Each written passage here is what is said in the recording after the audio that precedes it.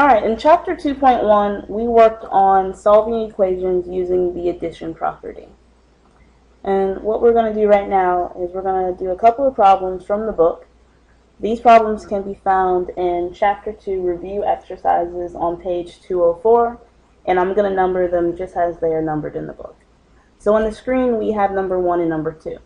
So first of all, let's get some background information. What does it mean to solve an equation? It means to isolate your variable.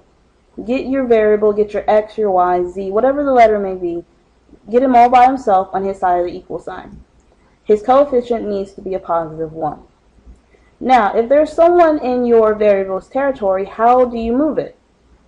You do the opposite of whatever it's doing. What is the opposite of adding? Subtracting. What's the opposite of subtracting? It's adding. What about multiplying? What's its opposite? Dividing. And what's the opposite of dividing? Multiplying. So if you need to move a number away from your variable, in order to move it, you do the opposite of whatever it's doing. So let's look at number 1.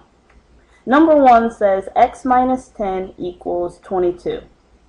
That's what color we got, red? That's good. So who's in x's territory right now? The negative 10 or the minus 10? I need to move it. How do you move it? What's the opposite of subtracting? It's adding. So I'm going to add 10 on both sides of the equal sign. Now I like to drop a line down my equal sign, and this is my left territory, and this is my right territory. So I need to move the minus 10, and I do that by adding, which means I'm going to add on the right side as well. And what do I end up with on the left side? I still have x equals 22 plus 10 is 32. So my solution is x equals 32. Now I can also check it. And how do you check your solutions? Yep, you got it. You plug it back, x equals 32, into the equation. Alright, so everywhere you see an x, you're going to put 32. So the equation was x minus 10 equals 22. So now I'm going to say 32 minus 10. Does that equal, question mark over the equal sign, 22? Well, 32 minus 10, that is 22. And 22 does equal 22, therefore it works. And x equals 32 is my solution. Alright, let's look over at number 2. Now I'm solving for y. My variable is y. Who's in y's territory? Yep, positive 8. How do you move positive 8? How do you move something that's being added? I believe I heard you say you subtract 8. So I'm going to subtract 8 on the right side, which means I also have to do it on the left side. You may not know this, but math is all about being fair. Now, negative 14 minus 8 is negative 22. Equal sign still. Y. So let's see. I have y equals negative 22. Let me check it to make sure. And again, how do you check it? Plug it back in. It appears I lost my cursor. Oh, there he is. Plug them back in. So negative 14 equals y plus 8. Everywhere I see a y, I'm going to put a negative 14. I'm sorry, negative 22. So does negative 14 equal negative 22 plus 8? So what is negative 22 plus 8? I believe it's negative 14. So it's true, negative 14 does equal negative 14. And that works, therefore y equal to negative 22 is a solution.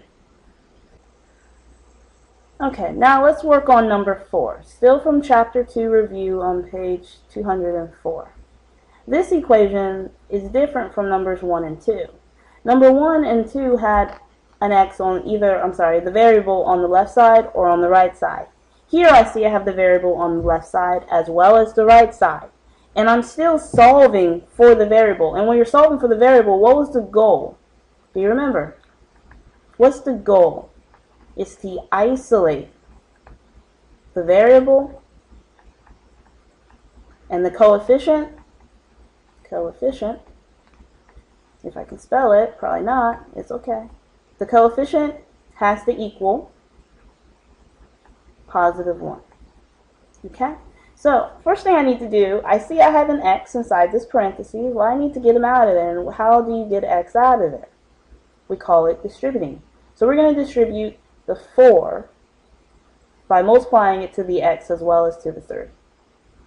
So we're going to distribute.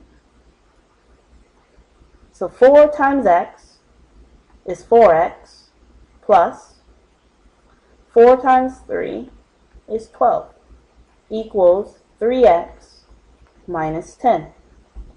So now I have an x on the left side as well as on the right side. And my goal is to isolate the x, which means I need to get the x's together. So what I always like doing is moving the one with the smallest coefficient. So this one has a coefficient of 3, and this one has a coefficient of 4. Since 3 is the smallest, I am going to move 3. Now, what kind of 3 is it? Yep, it's positive. It's a positive 3, which means technically you can think of it like it's adding 3. So what's the opposite of adding? Subtracting. So I'm going to subtract 3 on both sides of the equal sign. And we do that because we do not want to change the equation. And math is about being fair. So we're going to subtract 3x on the right side as well as the left side. Okay, what's left on the left side? Well, 4x minus 3x is 1x, or just x, plus 12 equals negative 10. Alright, so now we have an equation that looks kind of familiar to number 1 and number 2. I have an x right here, and who's in this territory? 12, which means how do you move a positive 12?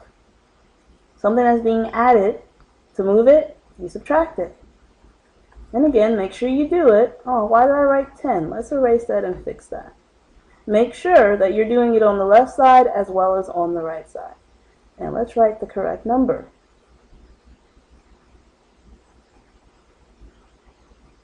12. Good. So I have x equals negative 10 minus 12 is negative 22. Good. Now, how would you check this? I mean, I can assume I got it correct, but I can always double check myself by doing what?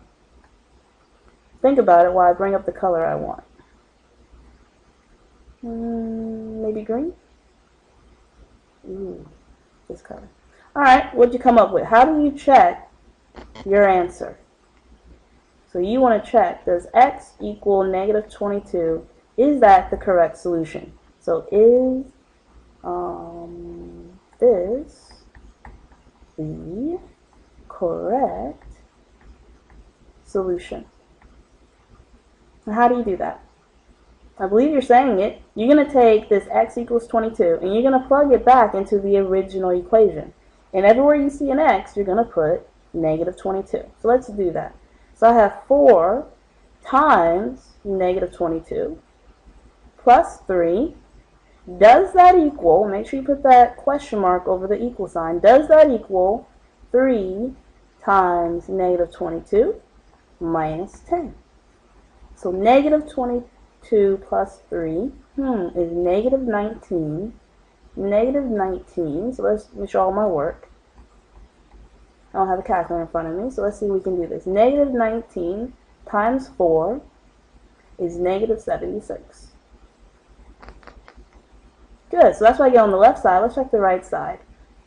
3 times negative 22 is negative 66 minus 10. Negative 66 minus 10 is negative 76. Are the two equal? Yes, they are. Therefore, x equals negative 22 is the correct solution to the equation. Make sure you're practicing these problems and make sure you're comfortable with the steps and isolating your variable.